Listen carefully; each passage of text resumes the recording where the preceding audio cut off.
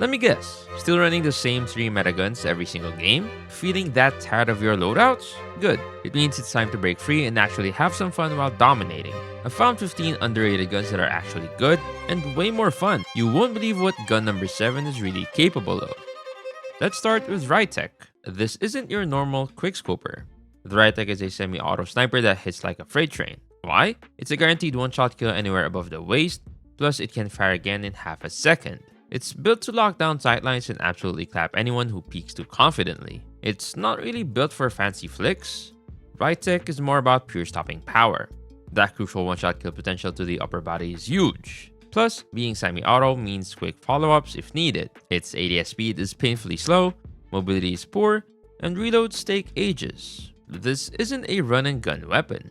Players try to use the Rytec like a TLQ or Locust and instantly hate it. It's too heavy, too slow. But that's missing the point. For anchoring in objective modes, holding down bomb sites, or just making enemies rage with those annoying loud shots they can't ignore, the Rytec is a true menace. It forces enemies to play differently.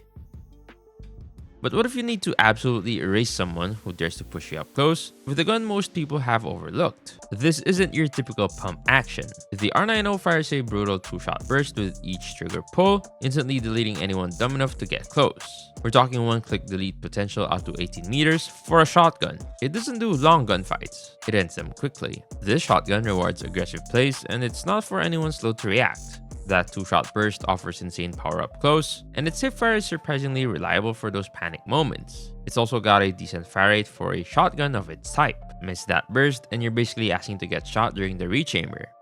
The reloads are slow, and you need good map knowledge to dominate with it. Ever since the HSO got buffed, everyone forgot about this demon. But here's the secret. The R90 is often easier to use for players who aren't shotgun mains. On maps like Summit, this thing is just unfair in tight corridors. It's a certified room cleaner. The R90 is your close quarters panic button. But if you want that same aggressive style with an SMG that lets you move around enemies while destroying them, then the next gun is your new best friend. This little beast is all about speed and aggression. The OTS9 has a very fast fire rate, insane mobility, and a super quick ADS speed, making it a monster in close quarters combat. Its tight hipfire means you can reliably spray down targets without always needing to aim. You get a lightning fast time to kill, top tier mobility for those insane strafes, and deadly hipfire accuracy. This thing is built for movement, but that laser is a dead giveaway. It's outshined in popularity by the QQ9 or Switchblade, and its damage drops off hard past 22 meters. This is strictly a close range specialist. Sure, the QQ9 with the 10mm mag and the Switchblade X9 get all the love, but the OTS9's raw power in straight up gunfights is amazing. It shreds opponents before they can even react. If you're a hyper-aggressive player who loves to ego challenge and break ankles, this is your secret weapon. But maybe you want an SMG that's less about pure fast reactions and more about just being a really reliable, almost unfairly easy to use hybrid that can outgun ARs. This SMG is a true game changer. The Bizon offers AR-like range and laser beam accuracy with virtually no recoil, all while keeping that sweet SMG mobility. It absolutely shreds in those mid-range fights where other SMGs start to fall off. And with that massive default mag capacity, you can outlast an entire team. You get outstanding range for an SMG, incredibly low recoil making it super easy to use, a huge magazine, and great mobility. It's the definition of user-friendly.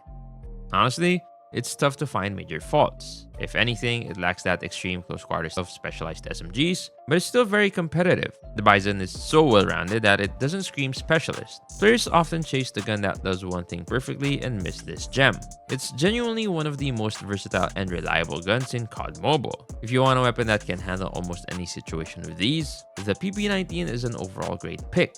Now, what if you like that AR style punch but want it in an SMG body? Let's be clear. The AGR is an SMG, but it's built different. It offers fantastic base accuracy, crazy damage, and impressive range for its class, almost like a compact AR. It's got solid mobility and a fast time to kill, making it a potential monster. But here's the big if. That recoil is absolutely annoying and can be a nightmare. You get great accuracy out of the box, surprisingly high damage and effective range for an SMG, and good mobility, but the recoil is genuinely awful without the right setup. It struggles hard at longer distances due to that kick, and it absolutely requires practice. Players try the AGR, fight the recoil for a match, and then ditch it for something easier. It's not a pick up and play weapon. However, its mix of SMG handling with AR-like damage potential makes it a really good, strong choice in close to mid-range fights if you dedicate the time to mastering its kick and finding the perfect attachments. Now, speaking of underrated guns that offer a unique advantage, if you've struggled with traditional sniping, what if I told you there's a sniper that's actually forgiving and lets you just fire away? This isn't the usual one-shot highlight clip sniper. The XPR50 is a semi-auto beast that trades that flashy one-shot kill for incredibly fast follow-up shots. Think less about pixel-perfect headshots and more about overwhelming enemies. With surprisingly good mobility and a quick ADS speed for its class, it's built for aggressive support. You get rapid follow-up shots, making it amazing for a body shot playstyle. Its ADS speed and general handling are top-notch for a semi-auto sniper. Less flinch worry if your shot isn't perfect. Though, don't count on consistent one-shot kills to the body. You'll need precision or that quick second tap. It can struggle against really fast-paced players dodging shots. Everyone's looking to get that locus or DLQ montage. The XPR50 gets ignored because it's not a blank scope trickshot machine, but its forgiveness is its superpower.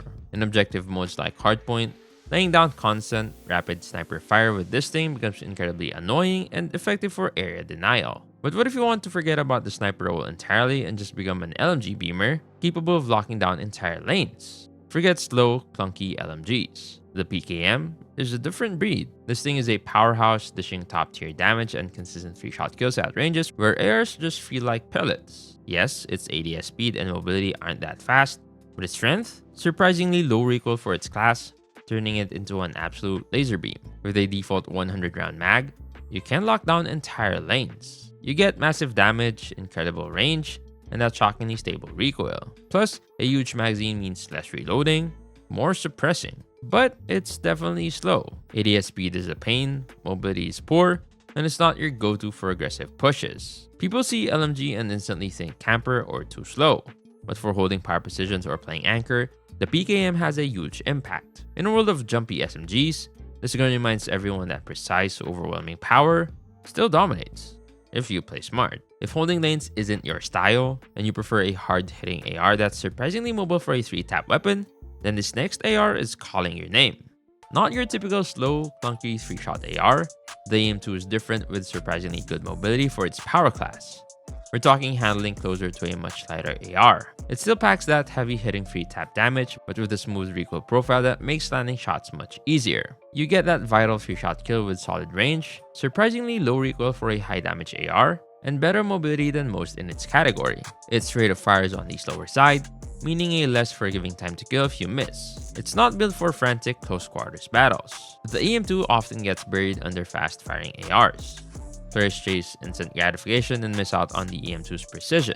But for those who value accuracy and controlled aggression, its blend of high damage, manageable recoil, and decent mobility makes it a really good, versatile pick for mid to long range dominance. But what if you want even more mobility? Something that feels like an SMG, but still has that AR punch. This next one's a legend for a reason. This isn't your average easy-to-use assault rifle. The Peacekeeper has crazy mobility, feeling more like an SMG in your hands, and it shreds with a competitive time to kill, especially with the right attachments. It's built for pure aggressive gameplay, letting you take fights most AR users wouldn't dream of. But here's the catch. That recoil is no joke. You get SMG level mobility on an AR platform, and a really good time to kill that can outgun many meta options up close and personal. On the flip side, the recoil pattern is genuinely awful and unforgiving, especially that horizontal kick. Long-range engagements are a serious challenge. The Peacekeeper used to be a meta king, but newer laser beam ARs made everyone forget it. It's now seen as too hard, but for players who can master its wild recoil, its combination of speed and killing power is still too good. Now, let's talk about a different kind of hybrid AR. One that thinks it's an SMG with its mobility, but still offers that AR versatility that many people just skip over. The Groza has PDW level aggression but with the punch of an AR. It's got an 18 millisecond fire interval. That's incredibly fast and drops enemies in 4 shots out to a solid 32 meters. That's better range than many SMGs. While its ADS speed is a decent 230 milliseconds and strafe is a quick 4.1 meters per second, it's built for players who love to push and stay mobile. You get SMG-like mobility on an AR chassis, consistent time to kill from close to mid, and that vertical recoil is surprisingly easy to handle. Long-range fights aren't its strong suit, and that side-to-side bounce can be tricky. It doesn't dominate in one specific area. Everyone chases the meta kings. The Groza? It's the versatile workhorse. It doesn't scream, "Look at me," but it consistently wins gunfights if you're an aggressive player who can manage its kick. It's all about balanced deadliness.